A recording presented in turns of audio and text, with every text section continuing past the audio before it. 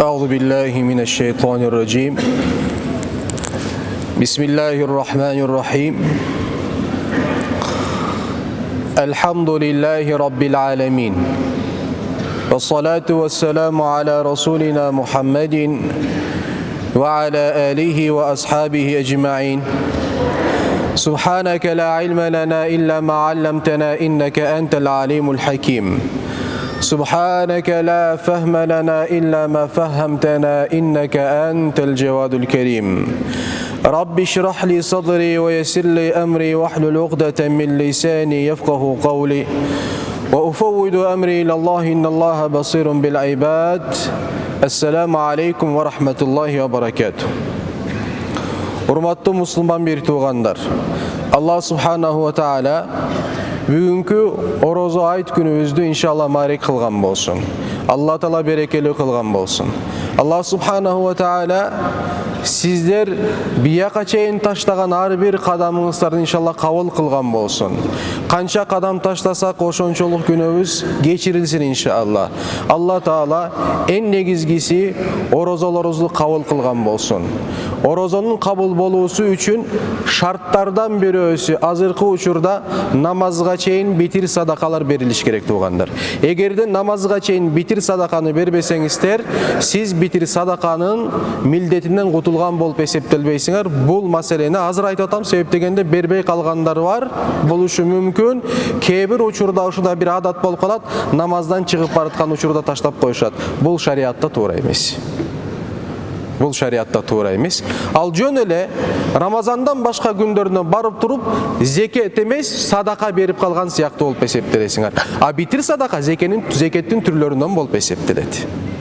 Битир садака зекеттин түрлөрүнөн болуп эсептелет туугандар. Бул өтө маанилүү. Урматтуу мусулман бир туугандар. Айттын айт экендигин кайдан билебиз? Azır mı hocam cuma namaz mı, ayet namaz mı? Jönörü sayasi bir mesele için çoğulduk. Bu kaydan bileyiz bulardı. Takbir menen болады, hormatly tuğanlar. Bunu adat kılıp alalı. Paygambardın sünneti. Ayet günü erten menen adam balasının günü emne menen baştalat. 2 reket namaz bandat menen baştalat. Bamdattan keyin takbir menen baştalat. Allahu Ekber, Allahu Ekber, La ilahe illallahu, Allahu Ekber, Allahu Ekber ve lillahil hamd, Allahu Ekber, Allahu Ekber, La ilahe illallahu, Allahu Ekber, Allahu Ekber ve lillahil hamd. Yürekten, tilden emes. Hurmatlı tuğanlar. Bul ayttın en çoğun belgisi bolup eseptilet. Kurman ayttın en çoğun belgisi kaysi belgi? Allah razı olsun. Kurmandık çalasın, tuğrabı. Oroza ayttın belgisi takbir. Takbir. Jolda basıp jatkanda takbir. Bugün keç çeyin şam namazga çeyin takbir tilden üzülböş gerek. Takbir tilden üzülböş gerek. Oşon için bismillah.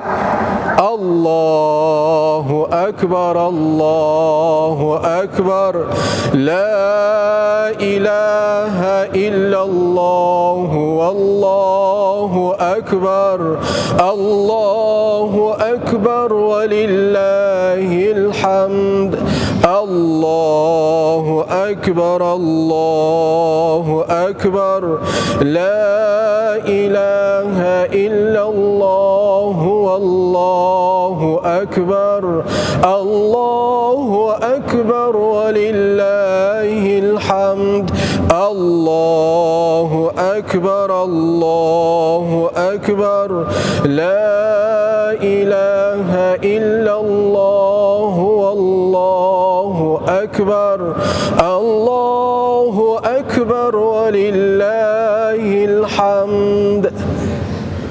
Takbirdin manisi emne? Takbirdin manisi emne? Allahu Ekber.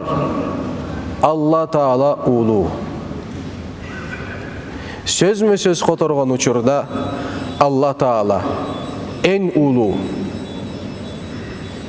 Kimden?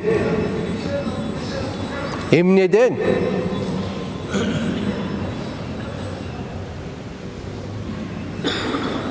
Kur'an'da ayet var.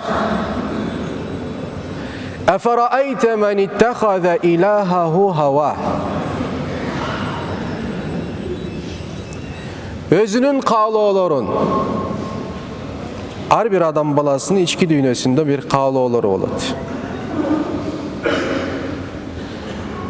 Oşol kaalooların özüne Kuday kılıp algandарды көрдүңбү ey Muhammed deydi Allah subhanahu ve taala. Peygamber sallallahu aleyhi ve sellem'din doğrun eski ala turgan bolsok. Kaaba var, Kaaba'nın tegeregi emne menen tolup ketken bolчу. Oşol ele eldin özünün kolu menen jasalgan kudayçalары menen tolup ketken bolчу. But tap koyabыз. Buttar menen tolup ketken bolчу. Hazreti Omar aytat ele. Oşol eki nersege külgüm de gelet, ilagım da gelet deydi da. Emne degende ilagım kelgen nerse deydi. Biz paygambar oşol İslam kelelekte egerde kız bala törülө turgan bolsa, bul kara joltoydуктун bir alamatı, bereketsizliktin bir alamatı.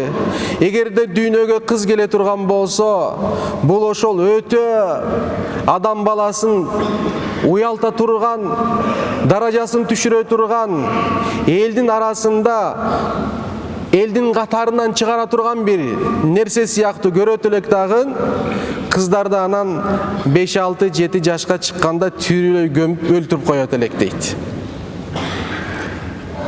Gülö turgan oşol külküm kelgen nerse biz özümüz undan kurup halva var, halvаны жейбиз, halva. Oşolordan emne kılat elek, özümüzge kudayçalarda jasayt elek, skulptor siyahtı. Emne kudayçalara jasayt elek, oşol kudayçalarga taonat elek, sыйынат элек, анан ач калганда ошолорду жейт элек дейт. Ошондой bir аң сезим эмне болду? İslamdын келүүсү менен революция болду. 180 gradus revolütsiya boldu tuğanдар.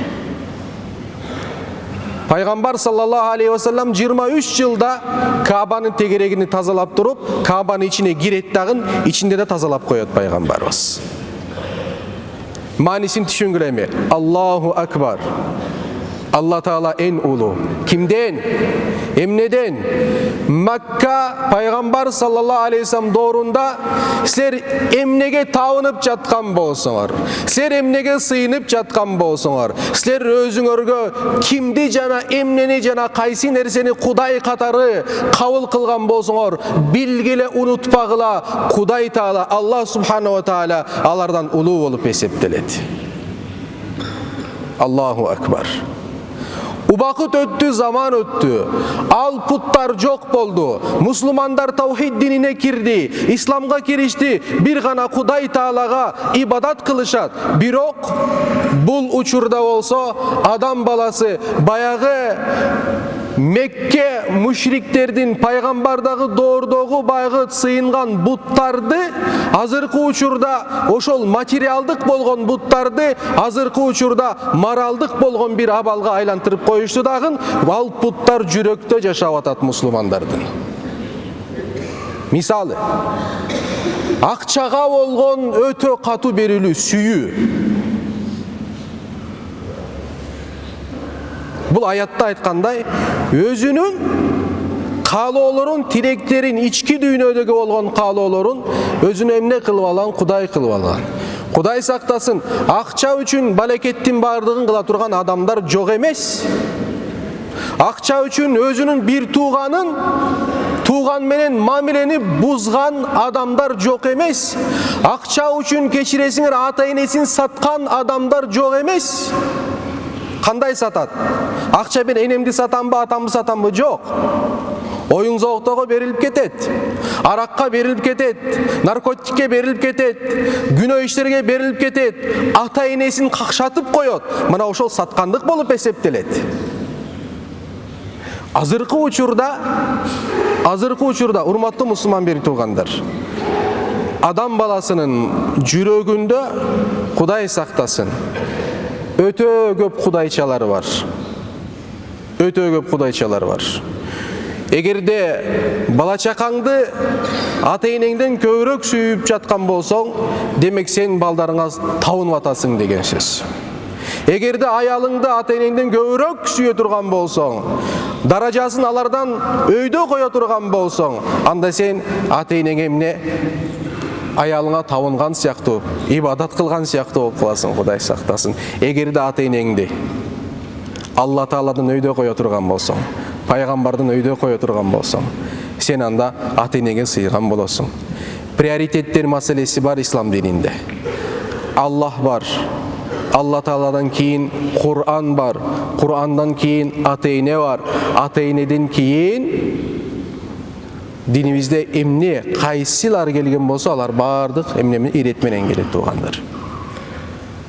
Ошондуктан азыркы учурда болсо биз эмне себептен бул айда такбирлерди айтабыз. Өзгөчө бүгүн күндүн аламаты такбир. Себеп дегенде эмне? Эй Раббим. Мааниси бул. Бул такбирдин маанисин сүйлөп атабыз биз. Эй Раббим, эй Кудайым, Аллаху акбар, сен эн улуусуң. Сен эн улуусуң. Сен эн улуусуң деген учурда биз башкаларды эмне кылабыз? Сенден башкалар бар го, ошолор кемчиликтүү. Эй Раббим, кемчиликсиз сенсиң. Аллаху акбар, Аллаху акбар, ла илаха иллаллаху валлаху акбар. Ошол жердеги калимаи таухид, ла илаха иллаллах деген сөздүн мааниси, я Рабби, азыр мен бул жерге айт намазына келдим.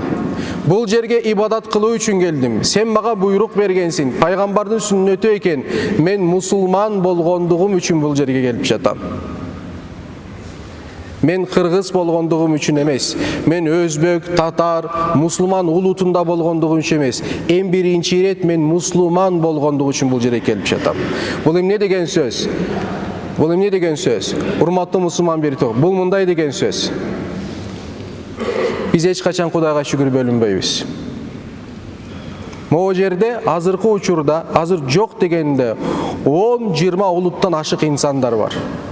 Могу жерде. Бул исламдын негизги максаты. Ислам дининин негизги максаты. Бардыгын Кудай Тааланын астында эмне кылыш? Тегиздеп коюш. Я юханнас, эй инсандар, Инна халакнакум мин закарин ва унса. Бизлерди бир эркек жана бир аялдан жараттык. Мин закарин ва унса. Бир эркек жана бир аялдан жараттык. Адам ата жана обой энебиз. Ва жаалнакум шурубан ва кабаила литаарафу. Силерди ар кандай улуттарга, ар кандай урууларга бөлүп койдук.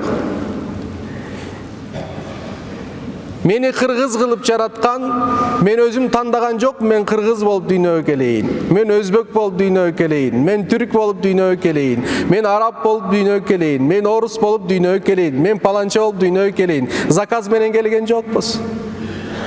Бизден сурап да коюшкан жок, ким болуп келесиң? Эч кимден сурашкан жок. Эркек болуп келейин, аял болуп келейин, кыз болуп келейин, кечиресиңер, эч ким эч качан бизди сураган жок. Ошон үчүн Алла Таала айтат, биз кылдык бул нерсени дейт. Инна халакнакум, биз жараттык. Сенден сураган жокпуз. Ошол жакшан түшүнсөң болот, сени эгем менмин. Жана качан кайтарын, бул жерге качан келерин сенден сураган жокпуз. Качан кайтарын да сенден сурабайбыз дейт Алла Таала. Сенден сурап да койбойбуз. Канча жыл жашагың келет? 100 жыл жашагың келеби? 200 жыл жашагың келеби? 50 жыл жашагың келеби? 30 жыл жашагың келеби? Ким келип кимден сурап көрүштү? Бул экинчи далил, сенин жашооң сенин колуңда эмес экендигин экинчи далили бул. Egerde kevreler var, menin derse, büt nerse menin kolumda, men özümdün jaşomdu eesi menmin dey turgan adamlar, anda bul dünyoga gelgenden zakazın kılırsın, bul dünyoga kete turganın zakazın berişsin. Kıla alabı, kimizдің kolumuzdan gelet, kelbeyt. Acizligimiz da ошол жерде түшүнүш керекпиz. Алсыздыгыбыз da ошол жерде түшүнүш керекпиz дагы. La ilahe illallah Allahu akbar.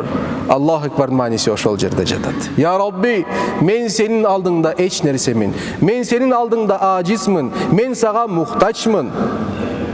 Maksat bol. Maksat bol. Эми келдик бул жерге. Биз ар түрдүү улуттар жана эмнеде жараттык дейт, уруулар жараттык. Максат бир улуттун алдында фазилеттүү, улуу, үстөмдүк кылсын үчүн эмес. Эч качан, урматтуу бир туугандар, эч качан бир улуттан өйдө боло албайт. Ким улут катары өзүн башка улуттардан улуу эсептей турган болсо, ишенгиле бул инсандардын жери тозокто. Бул инсандардын жери тозокто. Айырмасы жок кайсы улут. Ошол себептен мечиттин Алла Тааланын ошол бизге белгилеп койгон ибадат катары, чогулуп ибадат катары белгилеп койгон мечиттердин негизги функциялардан бирөөсү бул. Ошол себептен мечиттерди бөлүү, паланча Дунгандын мечити, паланча Өзбектин мечити, эми Кыргызстанда болгондон кийин Кыргыздын мечити деп айтылбайт. Паланчанын мечити деген сөз бул туура эмес. Мечит Дунгандыкы боло албайт, мечит Аллахтыкы болот. Мечит Өзбектики боло албайт, мечит Аллахтыкы болот. Мечит мусулмандардын сыйынган жери болуп эсептелет. Ошон үчүн эч качан бөлүнбөйлү. Караңыздар, урматтуу мусулман бери туугандар. Шариатта, Кур'анда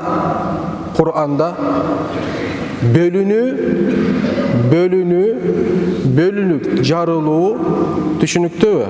Шариатта арам болуп эсептелет. Ошондуктан биз бул жерде эмне себептен топтолдук? Урматтуу мусулман бери туугандар, бүгүн биримдигибизди бекемдеш үчүн топтолдук бул жерде. Biz bir ekenibizdi, bir muştun ekenibizdi bugün dalildeş üçün topluluk bul жерде. Бирок kimge dalildeybiz biz? Başkalarga mı? Başka ulutlarga mı? Başka mamleketlerge mi? Kimlerge dalildeybiz bunu? Allah subhanahu wa ta'ala dalildeyiz. Ошол себептен айтабыз. Allahu akbar, Allahu akbar. La ilahe illallah, Allahu akbar. Allahu akbar ve lillahil hamd. Ya Rabbi, эгерде бирөөгө үстөмдүк кыла турган болсо, ошондой бир маселе бар болсо, ага укуктуу бир гана сенсиң. Аллаху акбардын мааниси бул. Ага укуктуу бир гана сенсиң. Эгерде бирөө текебирчиликти көргөзө турган болсо, текебирчиликке укуктуу бир гана сенсиң. Ошол себептен Алла Тааланын 99 ысымдарынан сонун кооз болгон ысымдарынан бирөөсү әл-мутакаббир, текебир. Бирок кайсы мааниде? Бүт нерседен улуу Аллах субханаху ва таала. Башкалар кемчиликтүү, Аллах субханаху ва таала улуу зат. Мен сүйлөп жатам, урматтуу бир туугандар, азыр кичине туруп саптарды жылдыралы. Себеби жамаатыбыз батпай жатат. Туруп о саптарды кичине жакындап жылдыралы иншалла. Эгерде такыр батпай кала турган болсок, сажда кылган учурда алдыңда турган инсандын белине сажда кылсаң болот. Ошон үчүн бири-бирөөгө жакын туруңуздар. Белге сажда кылуу үчүн башка жерге эмес. Анан жетпей каласың белге. Өтүңүздөр. Дагы. Саптар тургула деген мааниси эмес. Саптар түздөп отура берсеңиздер. Дагы убакыт бар иншалла. Дагы 20 мүнөтүбүз бар.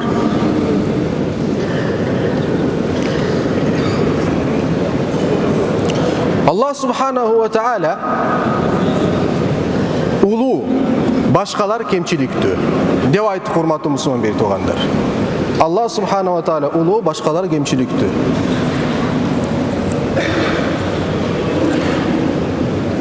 Bugünkü takbirdin manisini düşündük mü inşallah?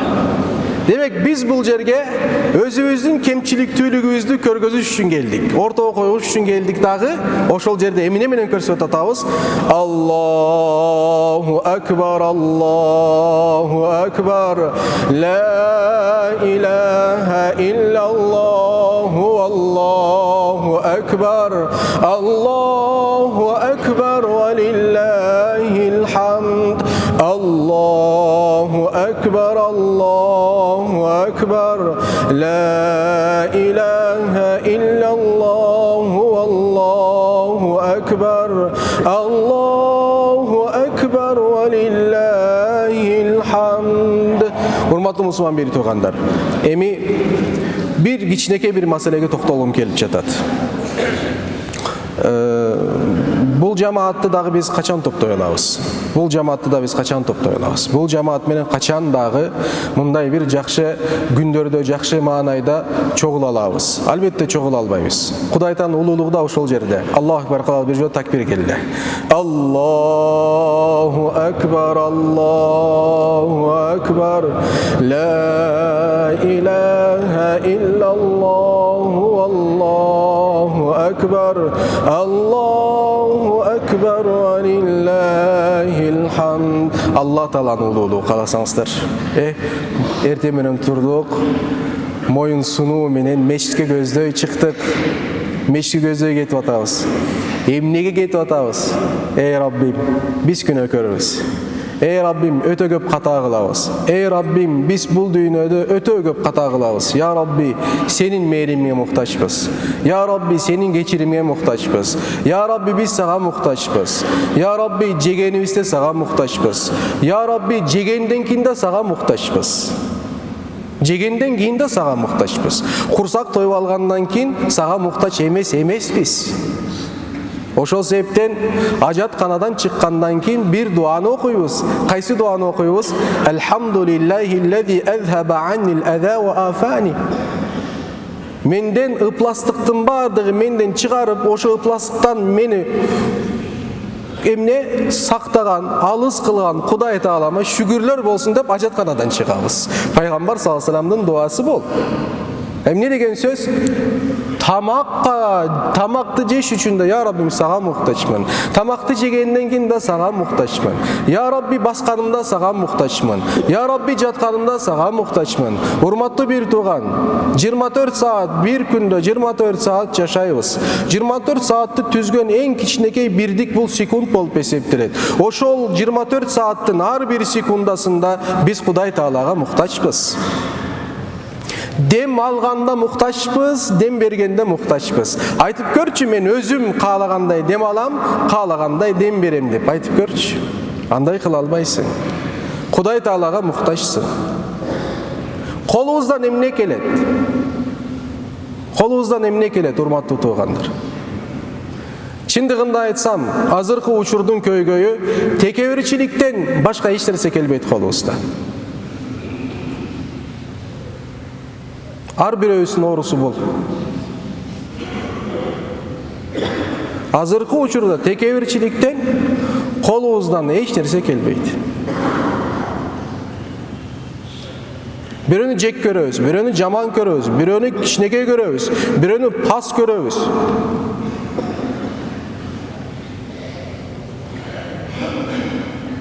Бирок Пайгамбар саллаллаху алейхи ва саллям не дейт хадисинде? Kimdin жүрөгүндө? Урматтуу мусулман бери тууган. Бул жөнөкөй сөз эмес. Бул пайгамбардын сөзү. Пайгамбардын сөзү өзү ойлоп чыгарган сөз эмес. Мындай деп ойлобоңуздар. Пайгамбар саллаллаху алейхи ва саллям түнү менен уктабай жүргөн. Бардыгы жатканда бир дептер алып туруп жазат эле, отуруп ойлойт эле. Мен эртең сахабалар эмне айтсам, моуну айтайын. Мындай болсун да, мындай кылайын деп. Пайгамбар саллаллаху алейхи ва саллям окууну да, жазууну да билген эмес. Бирок эки дүйнөнүн илими пайгамбардын жүрөгүнө берилген. Эки дүйнөнүн илими пайгамбардын жүрөгүнө берилген. Ошол пайгамбардын илими азыр илимдер менен кандай илим экендигин далилденип жатат. Оозуңду ачып каласың. Ошону пайгамбар билет беле деп таң каласың. Таң калышты кереги жок. Ал илимди кимден алды? Аллах субхана ва тааладан алды ал илимди.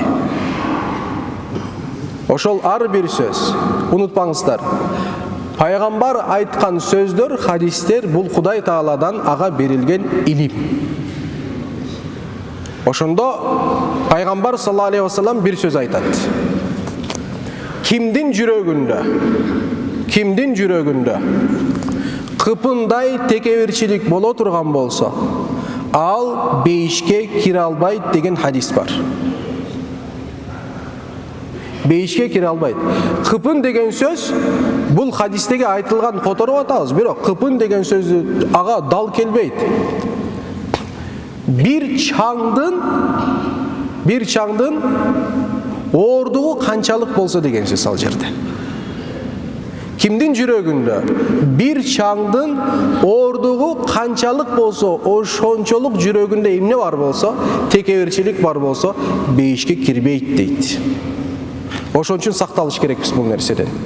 Урматтуу мусулман бир туугандар, bir insanды мындай бир жаман өзгөчөлүккө эмне алып барат? Эң биринчи фактор тарбия алып барат. Ата-эне тарбиясы. Эгерде үйдө ата-энеси башка улуттарды, башка инсандарды, кошуналарды, туугандарды, бир тууганыны, келинини, тай этасыны, тай экесини, тай эжесини, тай жеңесини, жеңелерди айырмасы жок. Адамзатты жамандап жаткан болсо, сен ошол жерде эмне кылып атасың? Балаңдын жүрөгүнө башкаларга болгон жек көрүүнү отургузуп, суулап туруп, багып жатасың деген сөз. Эртең чоңойгондо ошол текебирчилик өзүңө кайтат, балаңдан кайтат. Эгерде кичинекей бала бир маселе сүйлөп жаткан болсо, бир иш менен алектенип жаткан болсо, билгени ошол үйдө бул маселе эмне өтө чоң мааниге ээ деген сөз. Эгерде бир бала сыртка чыккан учурда оозунда Кудай деген сөз колдонгон болсо, демек ата-энеси таква деген сөз. Аллах субханаху ва таала Кур'ан-ы Каримде, бул жерде отургандар бүгүн бардыгы эркектер. Көбү ата. Калгандарды эртең ата боло тургандар. Бүгүнкү азыркы сөзүбүз 15 минут аталарга арналат. Урматтуу мусулман бир туугандар, урматтуу аталар, урматтуу болочок аталар. Мамлекет биздин колубузда. Эч качан эч кимден эч нерсе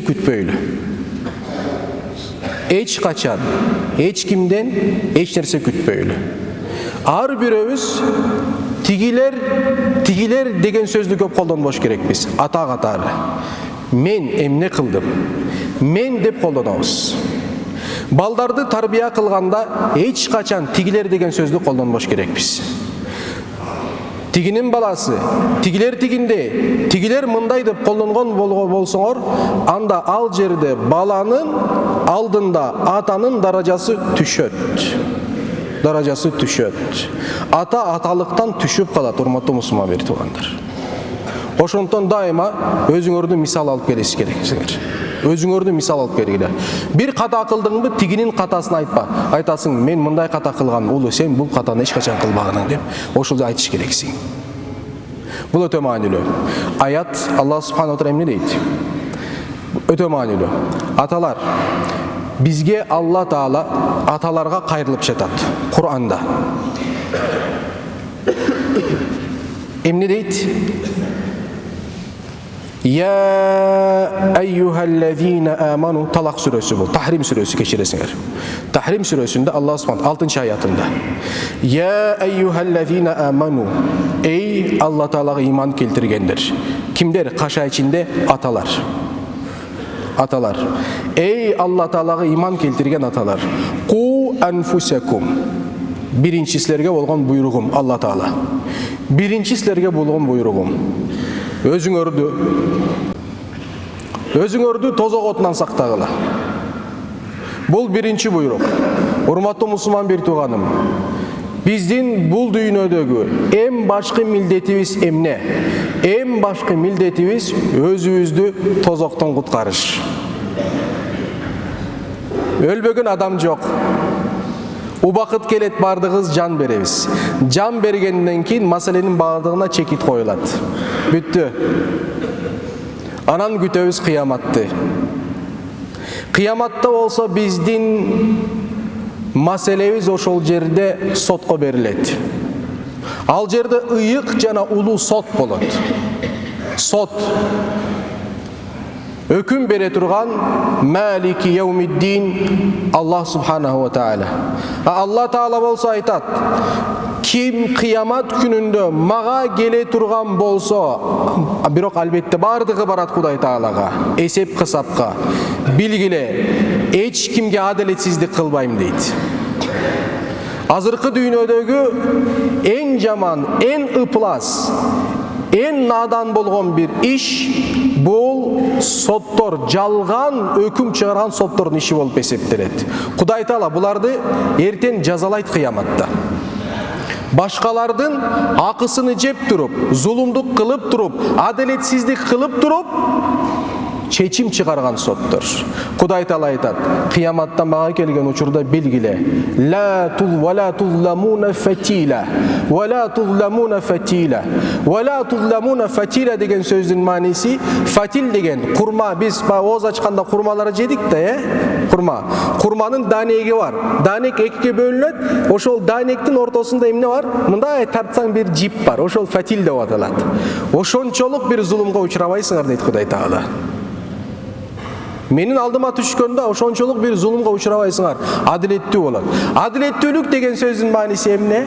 Адилеттүүлүк деген сөздүн мааниси бул дүйнөдө эмне кылган болсоң, ошонун эмнесин аласың. Эгерде жаман болсо жазасын аласың, жакшы болсо сыйлыгын аласың деген сөз. Ал жерге алып туруп, договоримся деген нерсе жок. Болбойт.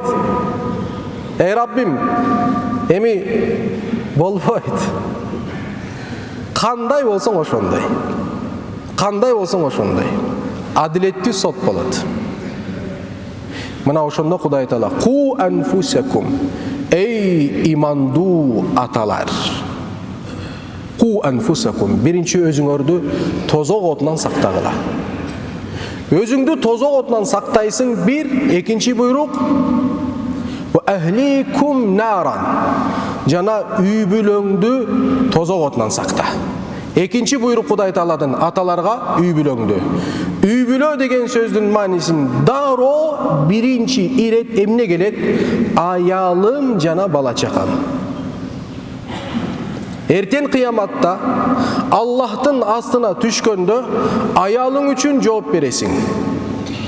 Кыздарың үчүн жооп бересиң. Эркек балдарың үчүн жооп бересиң. Ошондуктан биздин үстүбүздө эң чоң буйрук буларды тарбиялаш. Тарбия кандай болот дегенде, улуу имамдарыбыз айткан: Алла Тааланын берген буйруктарын аткарууга тарбия кыласыңар. Алла Таала эмнени тыйган болсо, ошондон тыюулууга тарбия кыласыңар. Өтө сонун бир нерсе. Урматтуу мусулман бери туугандар, Алла Таала жаман нерсени буйрук береби? Куранды ачып көргүлө, пайгамбардын хадистерин ачып көргүлө. Мисалы, буйруктардан бирөөсү: "Вала тaqul уффин вала танхархума". Эй кулум, ата-энең капыр болсо да, карасаңыздар, капыр болсо да, динсиз болсо да, фала тaqul уффин, аларга уф деп те айтпа деп буйрук берип жатат. Сен балаңды тарбиялайсың: улум, Кудай Тааланын бизге жиберген дини бар. Ислам деген динибиз бар. Бул биздин баалуулугубуз болуп эсептелет. Кудай Таала эмне деп жатат? Кулак сал. Менин сөзүмө көп кулак берме, Кудайдын сөзүнө кулак бергиниң. Мен адашышым мүмкүн, бирок Алла Таала эч качан адашпайт. Ошол Кур'ан эмне десе, Кур'анга бекем карман.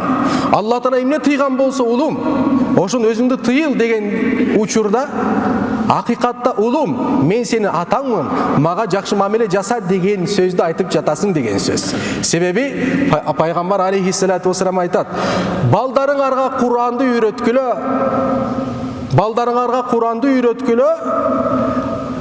эгерде балдарыңар Куранды үйрөнгөн болсо, бүткүл нерсени үйрөнгөн болот дейт. Адеп ахлактын баардыгын үйрөнгөн болот дейт. Билесиңерби? Бир нерсе, бир чындык бар. Мейли ата дүйнөнүн бай адамы болсун. Мейли ата дүйнөнүн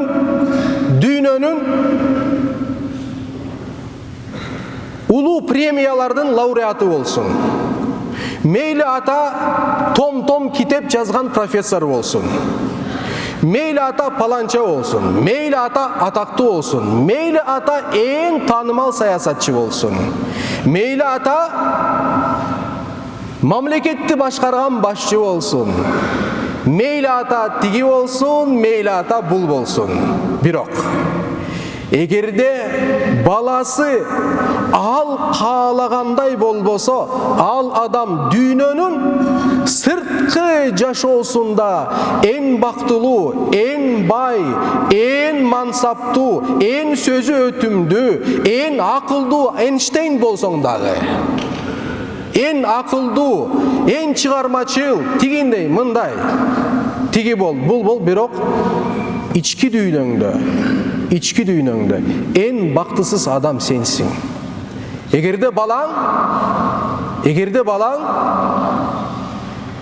сен каалагандай чыкпаган болсо, ата белгилүү мезгилде өзүнүн каалоолоруна жараша баласын тигиндей же мындай болуусун каалайт.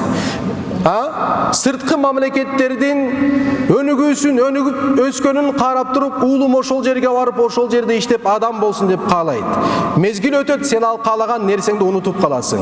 Бирок бир мезгил келет, сенин каалооң болот.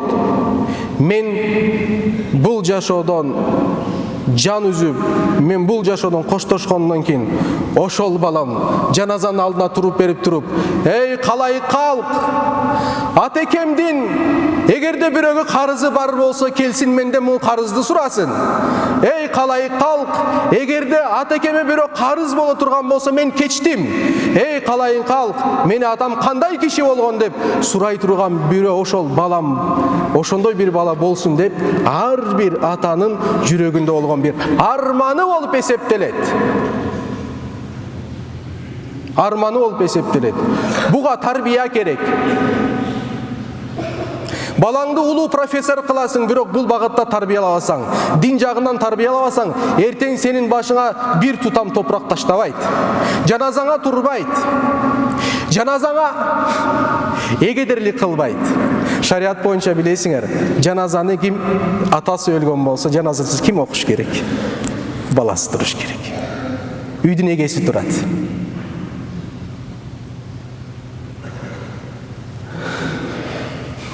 Атын атабай коеюн, Кыргызстандын өтө атактуу, эмгек сийирген бир профессор бар болчу.